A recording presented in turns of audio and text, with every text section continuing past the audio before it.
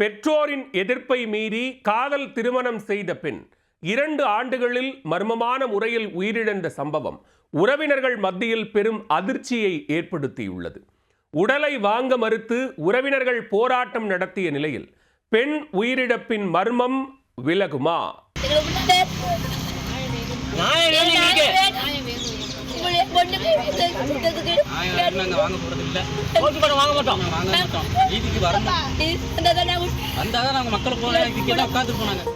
மர்மமான முறையில் உயிரிழந்த தன் பெண்ணின் இறப்புக்கு ஒரு நியாயம் வேண்டும் என பெற்ற தாய் கதறி அழும் காட்சிகள் தான் இவை.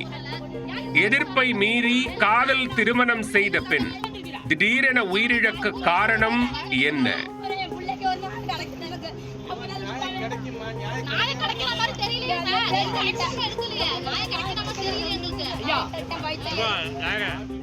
தஞ்சாவூர் மாவட்டம் பாபநாசம் வட்டத்திற்குட்பட்ட கோடிக்கிளி மாதா கோவில் தெரு பகுதியைச் சேர்ந்த திவ்யநாதன் மணி தம்பதி.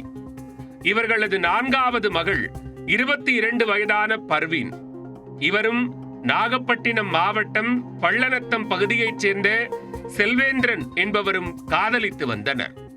இருவரும் கடந்த 2023ஆம் ஆண்டு அக்டோபர் மாதம் பெண் வீட்டாரின் எதிர்ப்புகளை மீறி காதல் திருமணம் செய்து கொண்டனர்.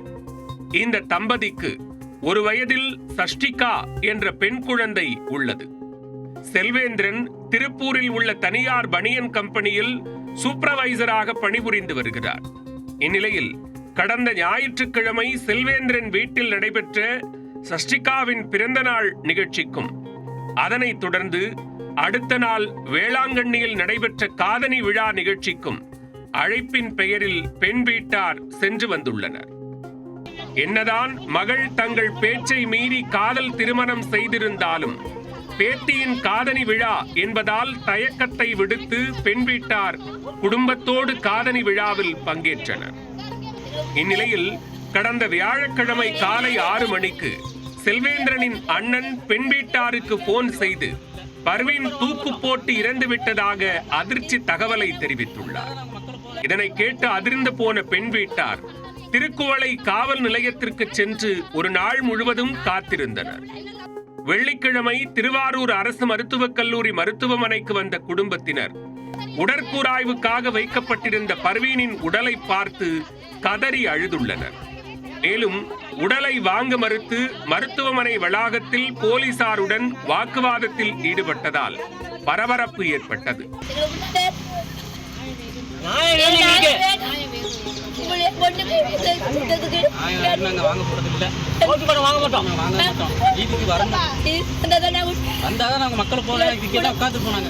அப்போது உதவி காவல் ஆய்வாளரிடம் உயிரிழந்த பர்வீனின் தாய் மணி, என் பெண்ணுக்கு ஒரு நியாயம் கிடைக்க வேண்டும் என்று கூறி கதறி அழுதார்.